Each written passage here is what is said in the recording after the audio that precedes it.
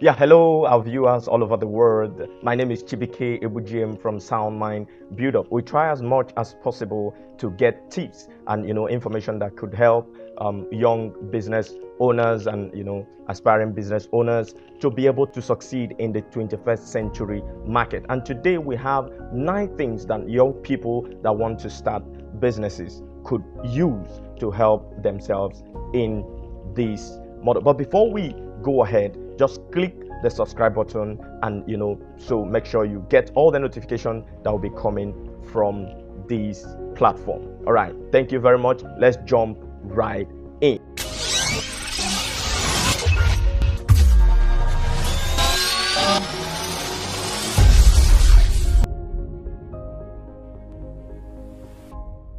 Number 1, you have to be disciplined, because discipline is more important than motivation.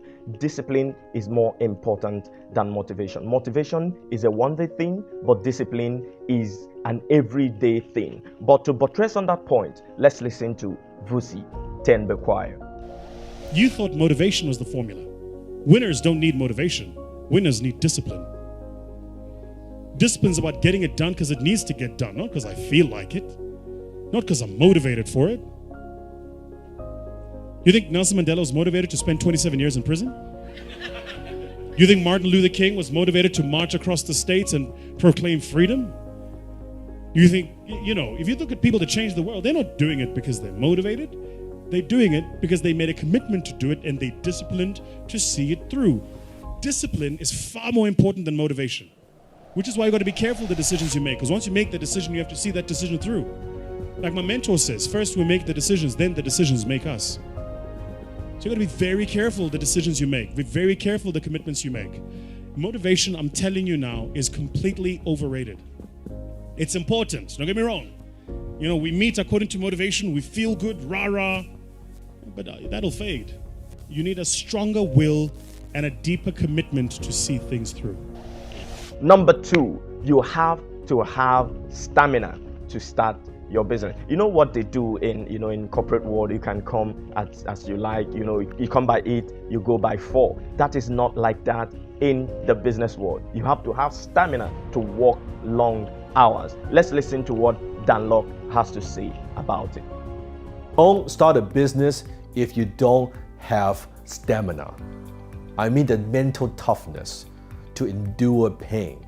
Many years ago, I had this conversation with my mentor.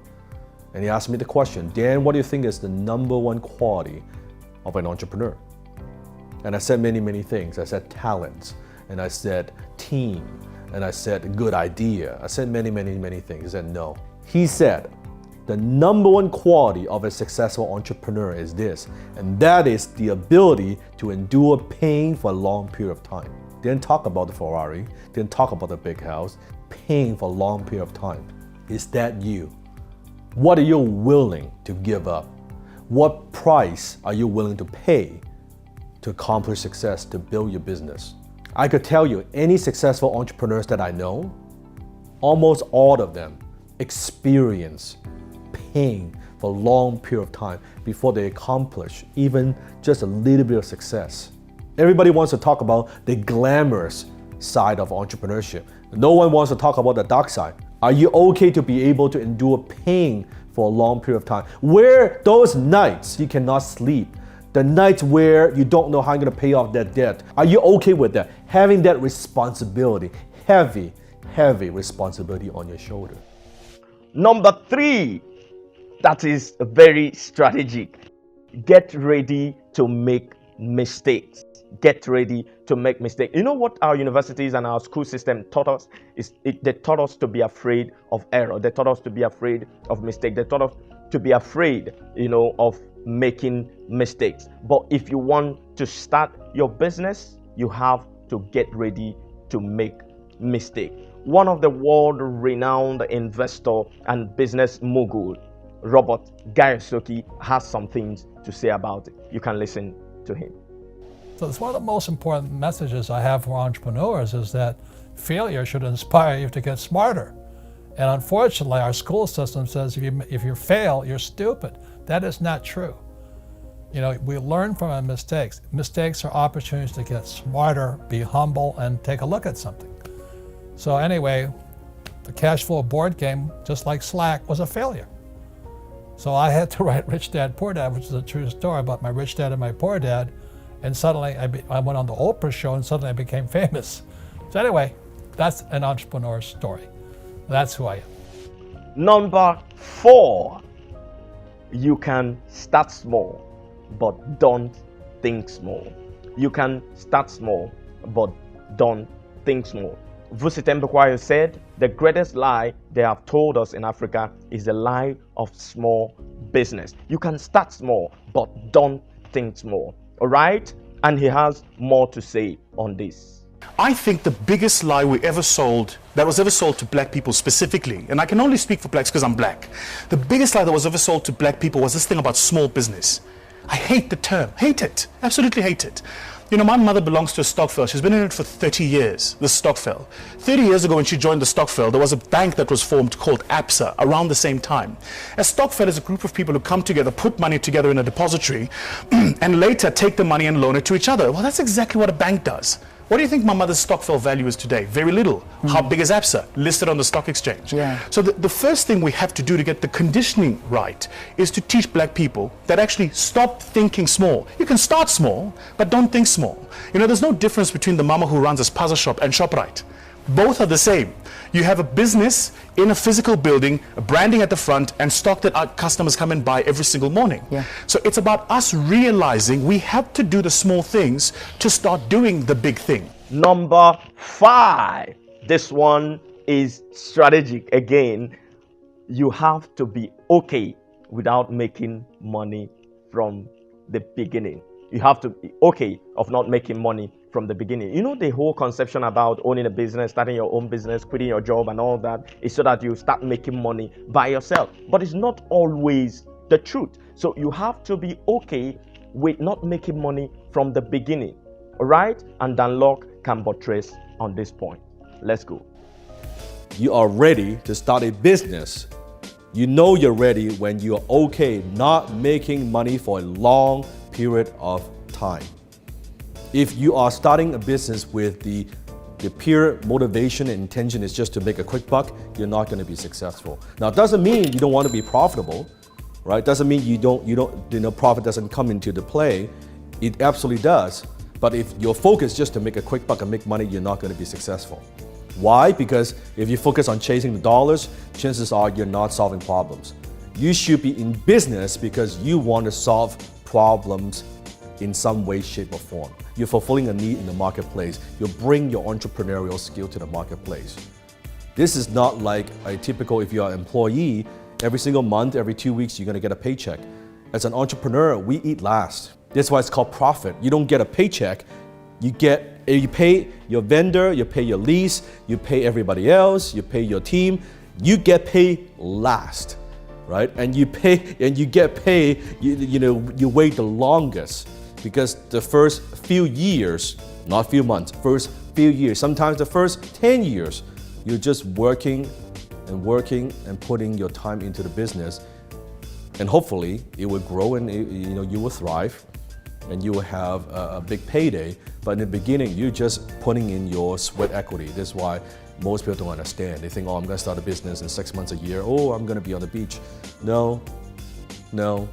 Even the ones who are successful, chances are, in some cases, it took them decades to get to a certain stage in terms of business, building to a significant business. Some cases, 15, 20 years. So are you willing to delay the gratification? Are you willing to wait? If you're not willing to wait, then forget about it. You're not ready. And actually, you shouldn't start a business because that's the reality. Everybody tells you the good story, oh, it's great, right? You see on the cover of magazine, this entrepreneur made X amount of dollars, this entrepreneur sold his company for gazillion dollars. Well, you never see the entrepreneurs who died financially, who go bankrupt. You don't see those entrepreneurs on the cover of the magazine. So you see the one that makes it, you don't see the hundreds of thousands that dies, right? So this is how we are overly confident. Number 6, you have to be ready to walk alone. you have to be ready to walk alone.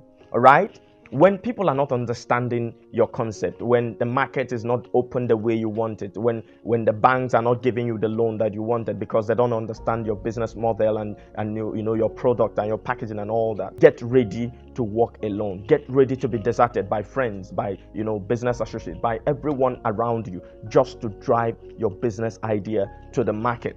Get ready to walk alone. Listen to Vusi, Be Quiet. It's hard, and it's not unless you walk the journey, right? It's when you are in it that you're like, why don't they get it?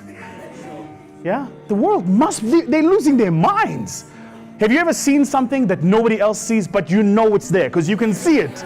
You're like, nah, and you explain it, but they don't see it, right? And in that, the only thing that keeps you sane is if the only affirmation you need is you. So it's kind of counterintuitive, right? Quickly, before we start, I gotta tell you this. I'll tell you why it's counterintuitive. Anthropologists and human science specialists both have studied prisons. Prisons are a fascinating thing, right? Because when you're a human being, what we do in this thing called a society, very careful of society, by the way, because society is nothing more than a system of normalized averages. So what it is we all come together and we go, well, for there to be order in any system that can grow exponentially, ergo population growth, we need a system to manage it. And we're going to codify the system, and we're going to call these things good behavior, etiquette, rules, laws. If you break them, we're going to punish you. We have to do it, otherwise there'll be disorder. Like if nobody tells you, sit on the right-hand side of the car and drive on the left-hand side of the road, you're going to sit wherever you want, you're going to drive however you want. And we can't create a society like that.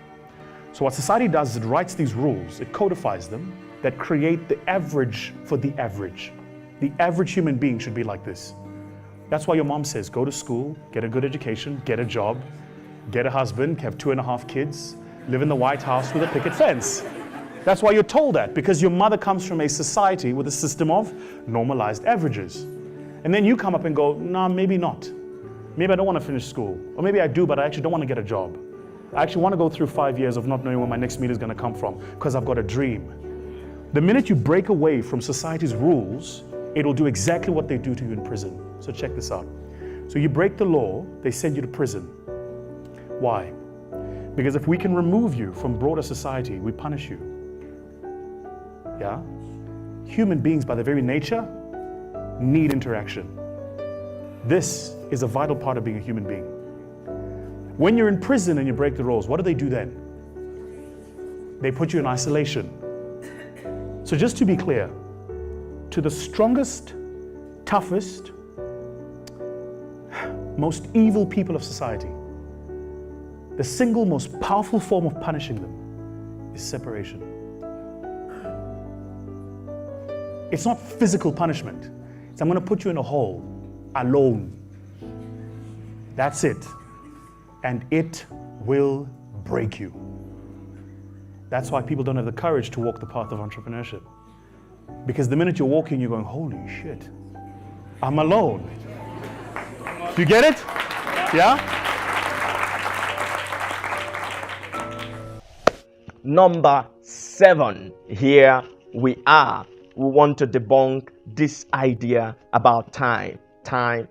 Number 7 point that you have to put into consideration, you have to have lots of time to put into your business. You know, the idea of, you own a business, so you have your own time to yourself. You don't have your own time to yourself. So you get ready to have 7 days a week, 24 hours, and all the time to put into your business. Listen to Dan Lok. Don't start a business if you want more free time. That's right. If you start a business, you think, oh, now I could quit my job, then 9 to 5, 5 days a week. Now I'm going to be an entrepreneur. I'm going to be a business owner. Then now I'm going to have freedom. You are dreaming. You might have freedom after working so many years, maybe a decade. Then you will have some freedom. The first 5, 10 years, you ain't getting shit. Okay, first of all, you're getting paid last. You pay everybody else before you pay yourself. So if you think you're going to get rich quick doing this, no.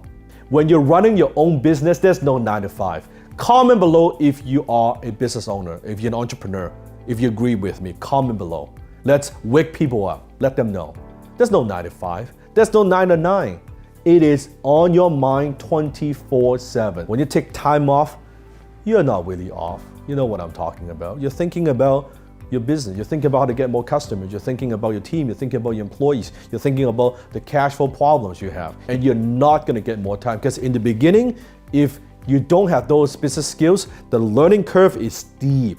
It takes you a few years just to get a sense, get a feeling, and try to find out what works in your business, to crack the code, right? Being profitable. And from there, to grow, there's still a long, long way. Forget the 9 to 5. Forget the 5 days a week. It's 7 days, 24/7. That's the life of an entrepreneur.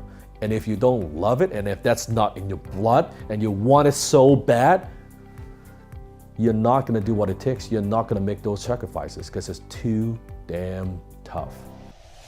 Number 8. Yes, number 8. Phenomenal, strategic, anything you can think about it. Get ready to take risks. You know, in business, if you don't take risks, you can't, scale your business. Actually, the business of being in business is the business of taking risk. Listen to world-renowned investor Robert Kiyosaki as he talks more on this.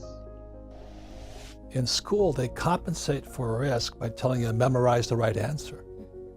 So in other words, these kids leave, young people like you, leave school thinking, oh, if I know the right answers, then there's no risk. And it drives old guys like me crazy. Because everybody's talking about millennials. What's wrong with them? You know, millennials are the most highly educated generation in history. They have the cell phone. They didn't get educated in school. They got educated on social media, on the cell phones. They know all the answers, but they're afraid of doing anything. Yeah. You know, the biggest complaint about my generation is millennials know all the answers, but they can't do anything. And the reason they can't do anything is because you might hurt somebody's feelings, you might make a mistake, and that just keeps you guys just trapped in this little box here. Yeah. So that's one of the reasons I think millennial money is such an important point here, because if you're going to come into my world, old guy's world, or the information age, you've really got to understand what is risky and what is not risky. And in my world, if you play it safe, that makes you stupid. Because if you don't take risks, you don't get smarter. Yeah. So you may know the answer, but you can't do anything. Yeah. And one of the best things I had is I went to military school, then I went to flight school. I had such great teachers, All of them could fly.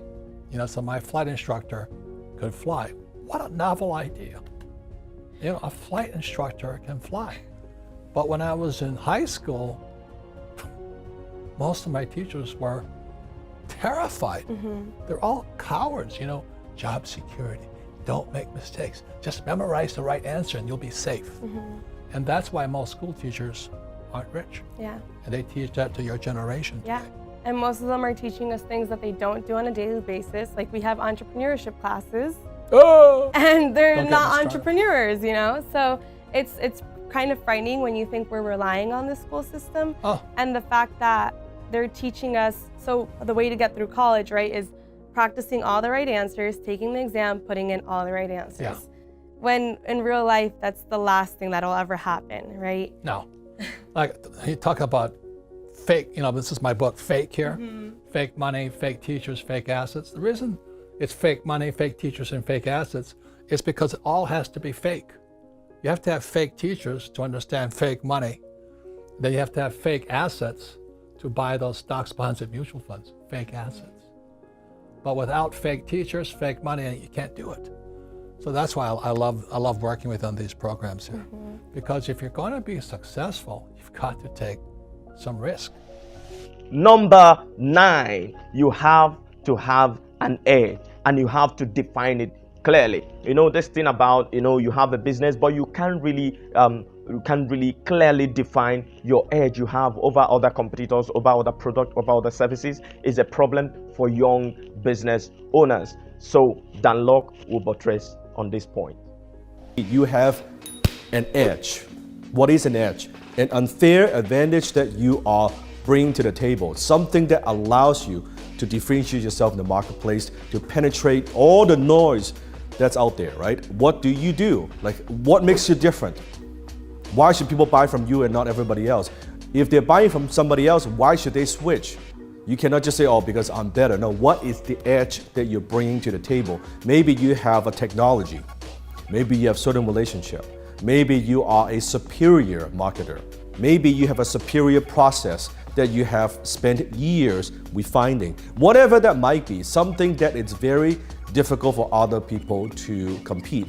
In my case, I have a very compelling brand, a very strong personal brand that's an edge. If I go into some other industry and verticals, I can bring that to the table. That is an edge. Not the only edge I have, but it is one edge.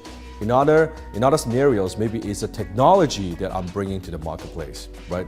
Maybe it is certain other things I'm bringing to the marketplace. Whatever it is, you need to have an edge if you want to win. You cannot just start a business with a me-too attitude because you're going to get slaughtered. It's going to cost you a lot of time and a lot of money.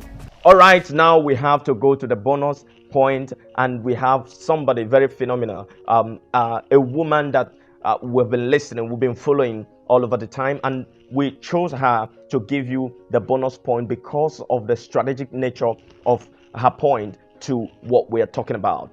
Get ready to face all the challenges by Ngozi Awosika. Listen to her right away.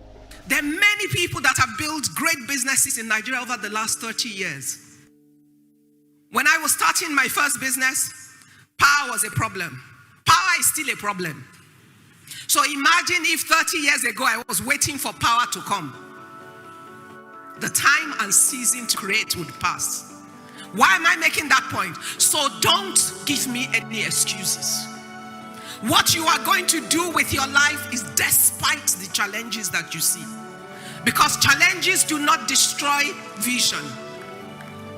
They empower, they drive, they push you to be creative. They encourage you to find solution to impossible. They make stars of you. Because when you solve impossible problems, you become a star.